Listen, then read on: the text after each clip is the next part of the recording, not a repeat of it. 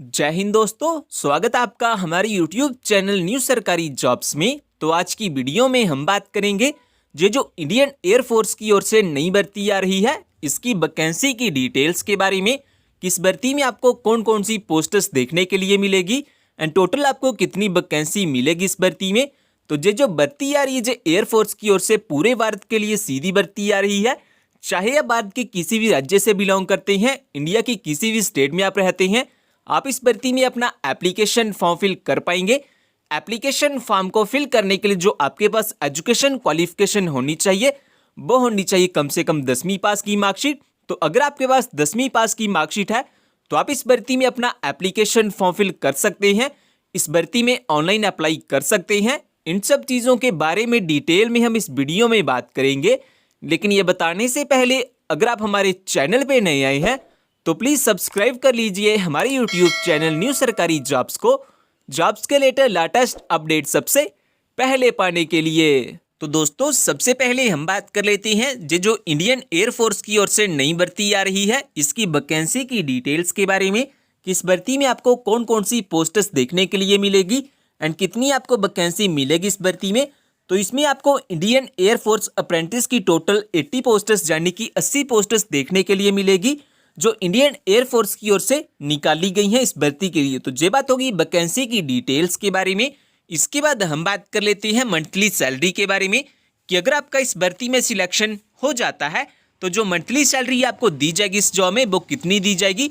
तो जो monthly salary आपको मिलेगी इस जॉब में वो मिलेगी, स्टार्टिंग में मिलेगी 7,700 आपको मंथली सैलरी दी जाएगी इस जॉब में, जो टाइम के साथ भी इंक्रीज कर दी जाएगी। तो ये बात होगी मंथली सैलरी के बारे में। इसके बाद हम बात कर लेते हैं एज लिमिट क्राइटेरिया के बारे में कि अगर आप इस भर्ती में अपना एप्लीकेशन फॉर्म फिल करना चाहते हैं देन आपकी मिनिमम एंड मैक्सिमम एज कितनी होनी चाहिए इस भर्ती के एप्लीकेशन फॉर्म को फिल करने के लिए। मिनिमम एज के बारे में अगर हम बात करें तो वो होनी चाहिए कम से कम 14 साल और जो मैक्सिमम एज है वो होनी चाहिए ज़्यादा से ज़्यादा 21 साल, यानी कि आपकी जो एज है वो कम से कम 14 से 21 साल के बीच बीच में होनी चाहिए।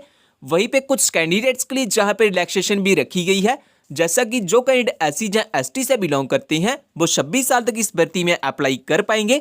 वही जो कैंडिडेट ओबीसी से बिलोंग करते हैं वो 24 साल तक इस भर्ती में अप्लाई कर पाएंगे। तो ये बात होगी एज लिमिट क्राइटेरिया के बारे में। इसके बाद अगर हम बात करें कि अगर आपने हमारा जॉब्स के रिलेटेड टेलीग्राम ग्रुप ज्वाइन नहीं किया तो जॉब्स के रिलेटेड लेटेस्ट अपडेट सबसे पहले पाने के लिए आप हमारे टेलीग्राम चैनल को भी ज्वाइन कर सकते हैं। टेलीग्राम चैनल का लिंक आपको डिस्क्रिप्शन में मिल जाएगा। इसके बाद हम बात कर लेते हैं एजुकेशन क्वालिफिकेशन के बारे में कि अगर आप इस भर्ती में अपना एप्लीकेशन फॉर्म फिल करना चाहते हैं देन आपके पास कौन कौन से एजुकेशन सर्टिफिकेट होने चाहिए इस भर्ती के एप्लीकेशन फॉर्म को फिल करने के लिए। तो एजुकेशन सर्टिफिकेट में आपके पास कम से कम 10वीं पास की मार्कशीट, 12वीं पास की मार्कशीट एंड साथ ही में आपके पास अपना ITI सर्टिफिकेट भी होना चाहिए। जिस ट्रेड में आप अप्लाई करना चाहते हैं उस ट्रेड का आपके पास ITI सर्टिफिकेट भी होना चाहिए। तो ये बात होगी एजुकेशन क्वालिफिकेशन के बारे में कि आपके पास कौन कौन से एजुकेशन सर्टिफिकेट होने चाहिए अगर आप इस भर्ती में अपना एप्लीकेशन फॉर्म फिल करना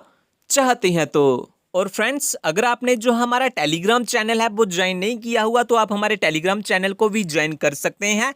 इस टेलीग्राम चैनल को ज्वाइन करने का फायदा आपको ये होगा कि जो भी जॉब की न्यू नोटिफिकेशन आएगी उसकी लेटेस्ट अपडेट आपको सबसे पहले इसी चैनल पे मिल जाती है। सो जल्दी से ज्वाइन कर लीजिए हमारे टेलीग्राम चैनल को, लिंक आपको डिस्क्रिप्शन में मिल जाएगा। तो दोस्तों, इसके बाद हम बात कर लेते हैं सिलेक्शन प्रोसेस के बारे में। किस भर्ती में जो सिलेक्शन किया जाएगा वो कैसे किया जाएगा एंड किस बेसिस पे किया जाएगा। तो सबसे पहले तो इसमें आपका रिटन एग्जाम होगा। अगर आप रिटन एग्जाम को क्वालिफाई कर लेते हैं देन उसके बाद आपका skill test and practical test किया जाएगा। उसके बाद आपका फिजिकल एंड मेडिकल टेस्ट भी किया जाएगा। और अगर इन सभी टेस्ट को, इन सभी एग्जाम को क्वालिफाई करने के बाद आपकी एक फाइनल मेरिट लिस्ट निकाली जाएगी। और अगर आपका फाइनल मेरिट लिस्ट में नाम आ जाता है देन लास्ट में आपके डॉक्यूमेंट्स की वेरिफिकेशन की जाएगी आपकी ज्वाइनिंग के लिए। तो इस तरह से इस भर्ती में कुछ सिलेक्शन किया जाएगा। तो ये बात होगी सिलेक्शन प्रोसेस के बारे में। इसके बाद हम बात कर लेते हैं जो आपका फिजिकल टेस्ट किया जाएगा इस भर्ती में उसके बारे में। तो जो मिनिमम हाइट रखी गई है वो रखी 137 सेंटीमीटर एंड जो वेट होना चाहिए वो होना चाहिए मिनिमम 25.4 किलोग्राम, यानी कि जे आपका weight and chest, weight and height होनी चाहिए अगर आप इस भर्ती में अपना एप्लीकेशन फॉर्म फिल करना चाहते हैं। तो ये बात होगी फिजिकल टेस्ट के बारे में, जो आपका फिजिकल टेस्ट किया जाएगा उसके बारे में।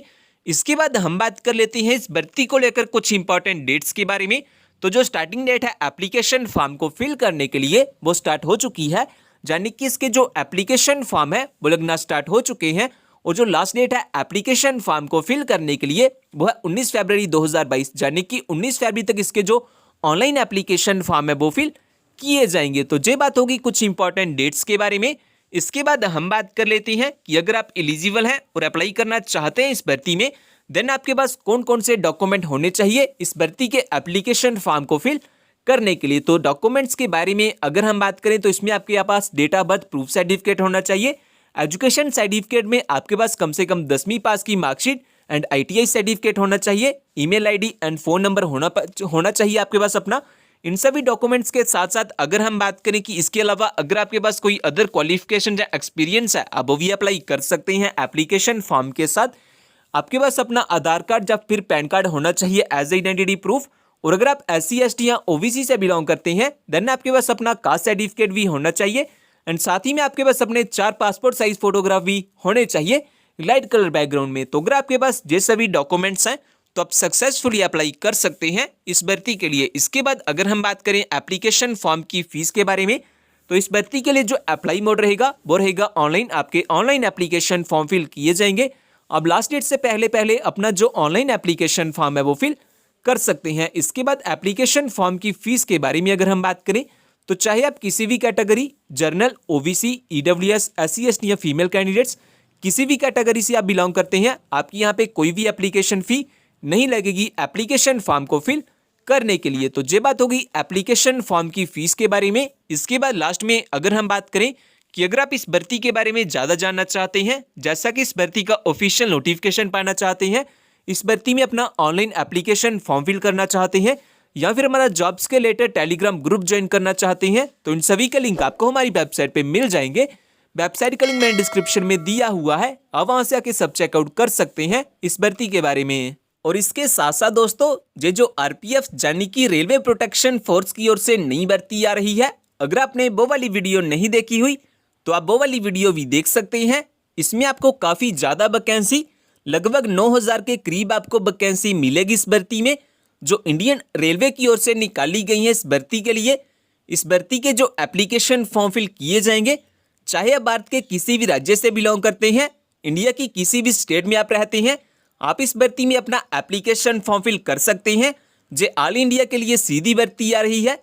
इसके एजुकेशन क्वालिफिकेशन के बारे में अगर हम बात करें तो आपके पास कम से कम 10वीं या फिर 12वीं पास की मार्कशीट होनी चाहिए अगर आप इस भर्ती में अपना एप्लीकेशन फॉर्म फिल करना चाहते हैं। तो ज़्यादा जानकारी के लिए अब वो वाली वीडियो भी देख सकते हैं, उस वीडियो का लिंक आपको डिस्क्रिप्शन में मिल जाएगा।